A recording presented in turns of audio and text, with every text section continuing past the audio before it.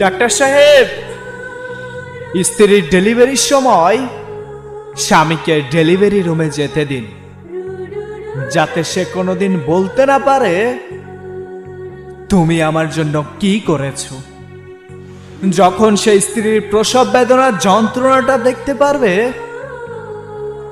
তখন সে বুঝতে পারবে তাকে বাবা ডাক শোনানোর জন্য একটা মেয়ে কতটা কষ্টের সম্মুখীন হয়েছে। যে স্ত্রী মৃত্যুর সাথে লড়াই করে তোমাকে বাবা ডাক শোনানোর জন্য এতটা কষ্ট সহ্য করে, তখন সেই স্ত্রীকে বুকে আগলে রেখে সারা জীবন ভালোবাসবে।